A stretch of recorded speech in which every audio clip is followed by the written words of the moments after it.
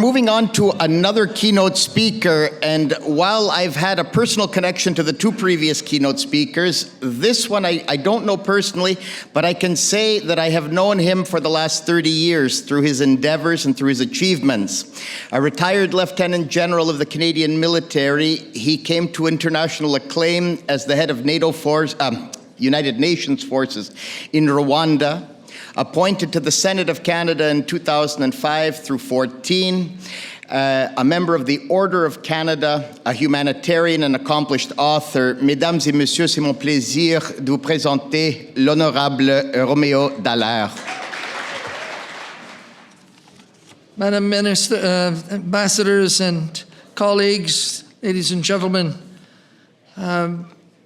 you might wonder why they invited a general to speak about a country that's at war. And if you wonder about that, then you got a problem. I am here this evening with a very strong constraint. That is to say that I've been asked to be brief. And if you think a retired general who's also a retired senator can be brief, you're also dreaming. I'm going to speak for a few minutes about one dimension of the war, that it will have a lasting impact on your ability as a nation to continue to, subsequent to the war, reconstitute itself. And what I'm talking about is a human asset, value-added body of people that could become, in fact, a very, very difficult liability if, in fact, they are not handled and supported, they and their families, properly.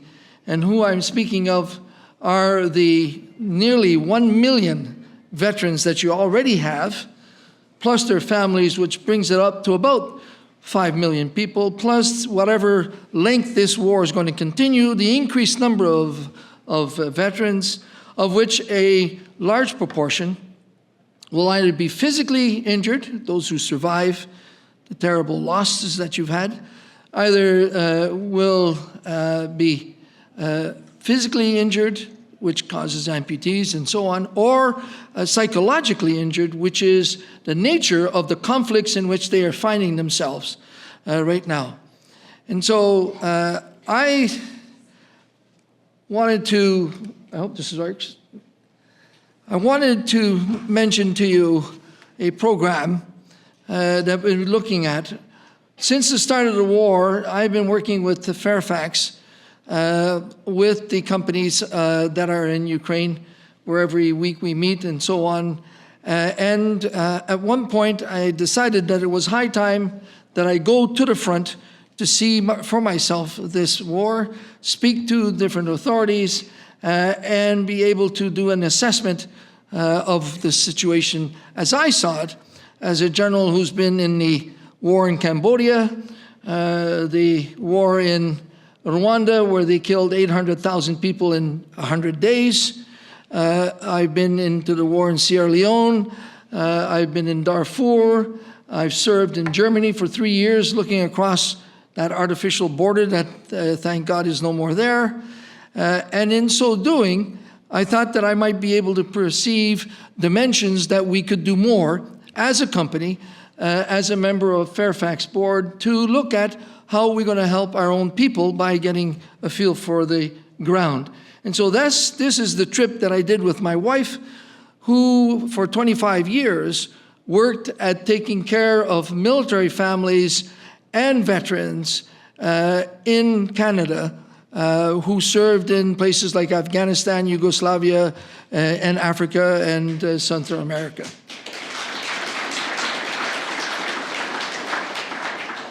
Yes, I did meet with the Minister of Veterans Affairs, and I did meet with other foreign officials.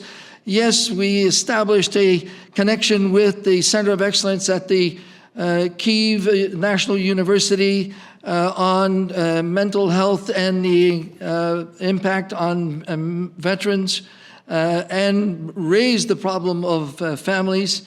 We visited different places, including the sniper school We visited a number of rehabilitation centers, but mostly I spent most of my time on the front lines, visiting with the brigade commanders, the troops in the battlefield, looking at bodies of not only 18 and 20 and 30 and 40-year-old people, but also at 16 and 15-year-olds who are also dying on those battlefields, and actually seen troops killed the day before. And in Borova, we got out of there just in time because we were being shelled as Russians were approaching at that time. Ladies and gentlemen, what you have is an assessment of a general who was, as a three-star general, the Assistant Deputy Minister of Personnel for our country while we were going through a number of these wars in the 90s and beyond, and then as in the Senate as the head of the Defense Committee and also the Veterans Committee.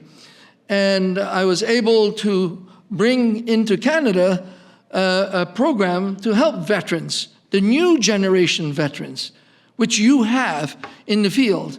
That is to say, veterans that are not 80 or 90 years old, like my father would be now after doing 6 years in World War II, but in fact young veterans with young families, with injuries, with aspirations of still wanting to serve their country, but not necessarily in uniform, but to serve effectively as part of the society and not become a liability to the society, of draining the society of its resources.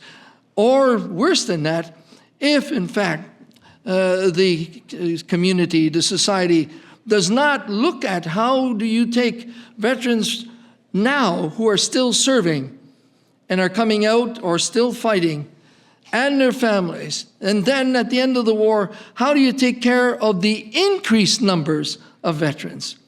Because when the politician says the war ends, for a veteran, the war does not end. Sometimes the war never ends.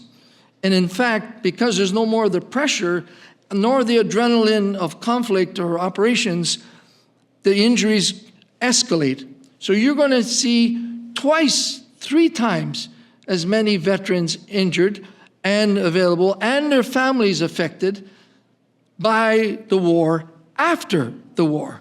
So how do you absorb that large number of people who have served already, paid a big price, and are having a problem readjusting into society, readjusting to their families, who also have been affected, and affected differently than the general population who are also affected. And the most increased problem is that many of those veterans have never served in the military. I served 36 years. My father had served 28 years. Some of them have served 6 weeks, and I've been in the fighting zones. And so the families don't understand the military milieu. They don't understand the war. They don't understand what happened to their member.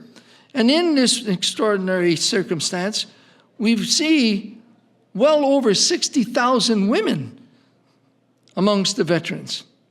So in visiting the brigades and talking to the brigade commanders and visiting the rehab centers and visiting also the different troops that we've interviewed in the field, looking at the impact on the society, it became obvious that there was an absolute essential requirement to establish a national, well-developed veterans support program that includes and completely includes the families. Helping a veteran alone and not helping the family who's been at home, who now sees this different person coming, the family that's been outside of the country and then tries to reestablish with the husband who's come back or wife who's come back, to establish a capability of providing them with dedicated services locally so that they can actually be able to reintegrate into society, readjust themselves to work in the workforce, and be able to live with their families and not in fact, create enormous social and potentially, if they don't get the resources they need, potentially even criminal scenarios that could be increasing by those soldiers who have been affected by war. I have been a casualty of my years of experience and have suffered PTSD and suicide attempts. And I've only recently been able to get out of 20 years of therapy. But I still feel that although I'm not the same person before, I can help. And I can still continue to serve. And so, ladies and gentlemen, what we're proposing, and what I'm proposing to you, is on the one hand, establish a test bed of looking at what is the real requirement needed of the soldiers and their families in order to be able to meet the challenges that they have. And what are all the services, and how do you propose to provide those services to them? And in doing that, use a test bed. And so we've been working with 1,500 members of Fairfax and their families, which makes about 5,000 people. For the last 2 years, we have data from there. We would build a test bed of looking at what are the requirements and how do you meet those requirements in the future. And so, in so doing, use that test bed to ultimately be able to build a national program. And with that national program, be able to handle the reintegration. Do not underestimate the reintegration of those veterans into society. So the test bed should start now. We should start looking at how the nation, government, with a whole bunch of partners, be they civilian partners or national partners, NGOs, we can build together an ability to have a national program in your country based on some of the experiences that we've lived through, and in so doing, introduce through the university and also through the support agencies that we can develop and support with the government and with all the partners, a national capability of reintegrating all those millions of Ukrainians who will serve you better and be effective workers and dedicated workers and committed citizens, because they've already paid a significant price, like the rest of the population, but just that much more. And that with care and realigning some of the business in the workplaces, you will build a force multiplier in your workforce by hiring veterans. Leave them sitting there in their homes and suffering the psychological impact and the destruction of their families because they can't communicate anymore, and even the suicides amongst the children who can't live in a family where somebody is always like this. Leave that to happen, and you are creating a tsunami of social problem that will undermine the post-war timeframe and will affect significantly for months and years until that is stabilized. And so by building a program now for those who are already serving and the veterans you already have, so that we can expand it, or you can expand it when the war ends to absorb the 3-4 times more veterans and their families in order to make them reinforce everything that I've been hearing all day. That is to say, to build a strong Ukraine as a strong partner in the European Union, a strong partner in NATO, and to stop that absolutely evil entity that exists on the other side of that border from doing any more damage to Europe, to humanity, and to certainly Ukrainians in particular. So thank you. Senator, thank you so much. As I referred to you in the opening remarks, I called you a humanitarian, and truly a humanitarian, the definition is someone who looks through humanity with their own lens and tries to improve it. And you were so generous with your own personal challenges, but also your strategies. So thank you for what you're doing for Ukraine and your work with Fairfax. And please continue to be the wonderful person you are.